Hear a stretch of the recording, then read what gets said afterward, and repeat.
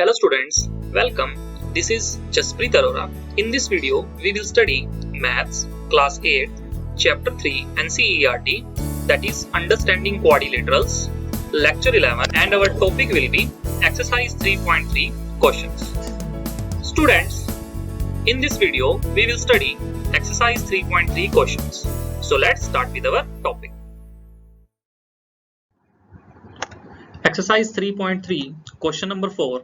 Draw a rough figure of a quadrilateral that is not a parallelogram but has exactly two opposite angles of equal measure. So इस question में हमें एक quadrilateral draw करना है but that should not be a parallelogram. देखिए वो parallelogram नहीं होना चाहिए एंड उसकी जो ऑपोजिट एंगल्स हैं एग्जैक्टली टू ऑपोजिट एंगल्स वो इक्वल होने चाहिए एंड रिमेनिंग टू देखिए अनइक्वल होने चाहिए. अगर हम रिमेनिंग टू एंगल्स को भी इक्वल कर देंगे then that would be a parallelogram. So यहाँ पर जो हमारा इस टाइप का क्वाड्रिलेटरल होगा that will be a kite. So as you can see in this figure, देखिए यहाँ पर आपको एंगल B गिवन है और angle D. Angle B and D दोनों क्या है आपस में इक्वल है, right. And angle A and angle C these are unequal, right. देखिए अगर angle A and angle C भी इक्वल हो जाते हैं तो this figure would be a parallelogram. तो ये काइट नहीं होगा, पैरेललोग्राम में कन्वर्ट हो जाएगा. दैट्स व्हाई काइट की आपने लास्ट वीडियो में भी जैसे स्टडी कर चुके हैं प्रॉपर्टीज के बारे में. तो इसके एक जो पेयर है ऑपोजिट एंगल का that will be equal, that is angle B would be equal to angle D, right. So I can write here quadrilateral ABCD kite has two of its interior angle B and angle D of same measures. However, still the quadrilateral ABCD is not a parallelogram. देखिए quadrilateral एक parallelogram नहीं है. So as the measures of the remaining pair of the opposite angles, angle A and angle C are not equal. तो इसमें जो angle A and angle C होंगे वो equal नहीं होंगे. Next is our question number 5th. The measure of two adjacent angles of a parallelogram are in the ratio 3:2. Find the measure of each of the angles of the parallelogram. So यहाँ पर आपको parallelogram के adjacent angles की ratio given है, right. हमें angles नहीं given but उनकी हमें रेशो गिवन है, that is 3:2. So find the measure of each of the angles of the parallelogram and आपको यहाँ पर parallelogram के हर एंगल को फाइंड आउट करना है, राइट. तो देखिए जब भी हमारे पास ये रेशो वाले क्वेश्चन आते हैं, हमने लास्ट टाइम भी रेशोज वाले क्वेश्चंस किए हैं, तो हम एक इसमें कॉमन फैक्टर लेते हैं, right. That let x be a common factor. So I can write, suppose करो ABCD हमारे पास एक पैरेललोग्राम है, तो यहाँ पर एंगल A क्या होगा 3x और एंगल B क्या होगा 2x, बिकॉज A और B दोनों क्या है यहाँ पर एडजेसेंट एंगल्स हैं. So I can write let the measure of two angles A and B of a parallelogram ABCD are in the ratio of 3:2. Let angle A is equal to 3x and angle B is equal to 2x. So अब ये तो adjacent angles हैं और adjacent angles का सम 180 degree के equal होता है. हम इस प्रॉपर्टी का, पैरेललोग्राम की इस प्रॉपर्टी का यूज करेंगे इसको सोल्व करने के लिए, x की वैल्यू फाइंड आउट करने के लिए. So angle A plus angle B would B 180 degree, right, because the sum of the measures of adjacent angle is 180 degree for a parallelogram. तो देखिए एंगल A है हमारा 3x और angle B है 2x. तो 3x plus 2x would be 180. So 5x is equal to 180 and x की value क्या होगी, 180 को हम 5 से डिवाइड करेंगे, that is 36 डिग्री. तो यहाँ पर आपका x आ चुका है 36 डिग्री. तो एंगल A की वैल्यू हम कैसे फाइंड आउट कर सकते हैं, बिकॉज एंगल A हमारा है 3x. तो 3 multiply by 36 would be equal to 108 degree and 2x हमारा एंगल B है, तो 2x की वैल्यू क्या होगी, 2 multiply by 36 will be 72 degree. तो देखिए दो एडजेसेंट एंगल्स हमें पता चल चुके हैं, 108 डिग्री एंड 72 डिग्री. अब हमें इनके ऑपोजिट एंगल्स क्या होंगे, इक्वल होंगे. देखिए जो एंगल A है उसके ऑपोजिट क्या होगा, एंगल C, तो वो भी क्या होगा 108 डिग्री एंड एंगल B के ऑपोजिट क्या होगा, एंगल D, तो वो क्या होगा 72 डिग्री, राइट. तो दो एंगल्स इसमें होंगे 108 डिग्री के एंड दो एंगल्स, रिमेनिंग एंगल्स क्या होंगे इसमें 72 डिग्री के. So this is how we can find the angles of a parallelogram if we are given a ratio. Now next question is our question number 6th. Two adjacent angles of a parallelogram have equal measure.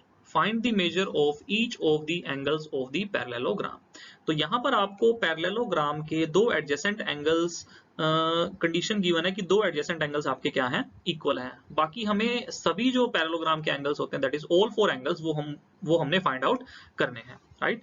तो similarly जैसा कि हमने previous question में parallelogram की property का use किया था, that is adjacent angles का सम क्या होता है, सप्लीमेंट्री मींस 180 डिग्री के इक्वल। सो यहाँ भी हम एडजेसेंट एंगल्स का सम ही यूज करेंगे, दैट वुड बी 180 डिग्री। और हमारा जो एडजेसेंट एंगल होगा, लेट्स से हमारे जो एडजेसेंट एंगल है दोनों एक्स हैं, राइट, बिकॉज दोनों एडजेसेंट एंगल इक्वल हैं।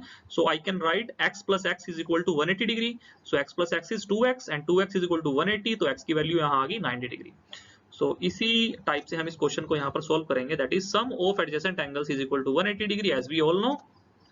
सो angle A plus angle B क्या होगा, 180 degree. Let's say angle A is equal to x plus angle B is also x because angle A and angle B are equal, which is equals to 180 degree, right?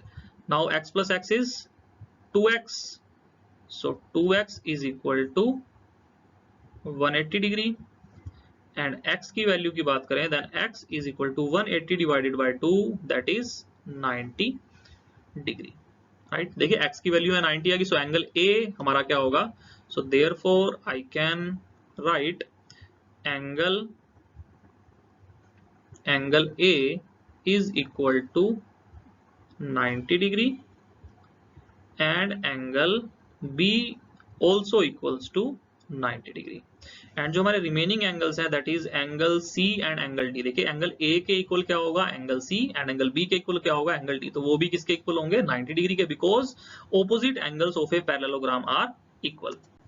So thus each angle of the parallelogram measures 90 degree, right?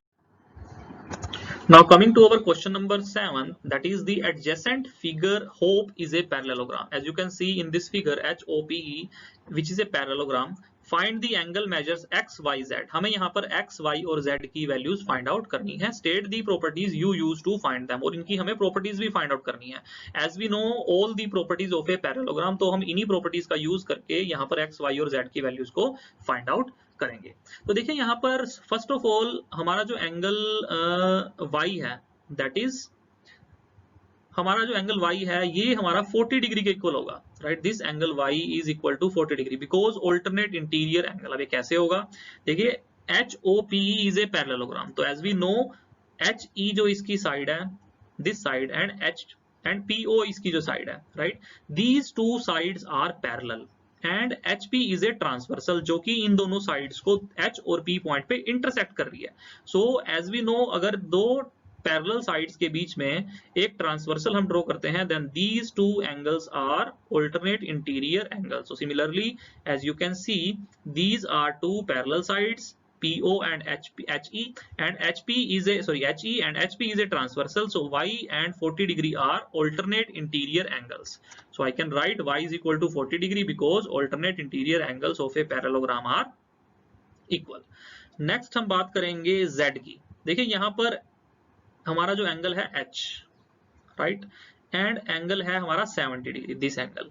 ये दोनों angle भी आपस में equal होंगे। देखिए complete angle H और complete angle O, these two angle are equal, that is Z plus 40 equals to 70 because HE जो हमारी साइड है and PO, right, these two are parallel sides and HO this is a transversal, जो कि इन दो parallel lines को H और O point पे intersect कर रही है।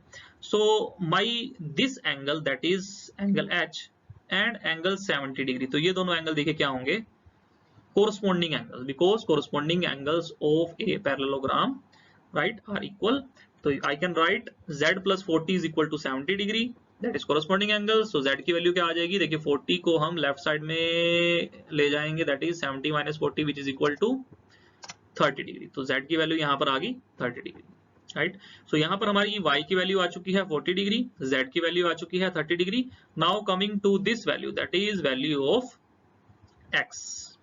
सो x की वैल्यू हम फाइंड आउट करेंगे। देखिए इसके दो मेथड्स हैं x की वैल्यू फाइंड आउट करने के लिए। फर्स्ट मेथड हम यूज कर सकते हैं एडजेसेंट एंगल का सम 180 डिग्री के इक्वल। देखिए अब हमें 40 plus z that is angle h, ये एंगल हमें पता चल चुका है, right, which is 40 plus z, z कितना है 30, तो 40 प्लस 30 70, तो ये हमारा एंगल है 70 डिग्री का, right, this is 70 degree right, and angle x अब 70 प्लस x किसके इक्वल होगा 180 के, तो एडजेसेंट एंगल का सम क्या होता है 180 degree. This is the one way, x plus z plus 40 that is 70 is equal to 180 degree, तो एडजेसेंट पेयर ऑफ एंगल्स, तो I can write x plus 70 is equal to 180, तो x की value क्या आ गई यहाँ पर 70 चला जाएगा राइट साइड में माइनस में, तो 180 माइनस 70 इज 110 डिग्री, तो x की वैल्यू आ गई यहाँ पर 110 डिग्री। देखिए इसका और एक अल्टरनेट मेथड भी हम यूज कर सकते हैं।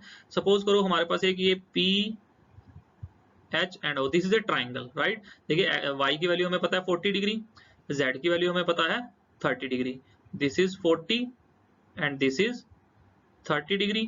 अब हमें ये जो तीसरा इंटरनल एंगल है इसको मैं फाइंड आउट कर सकता हूँ एंगल सम प्रॉपर्टी से।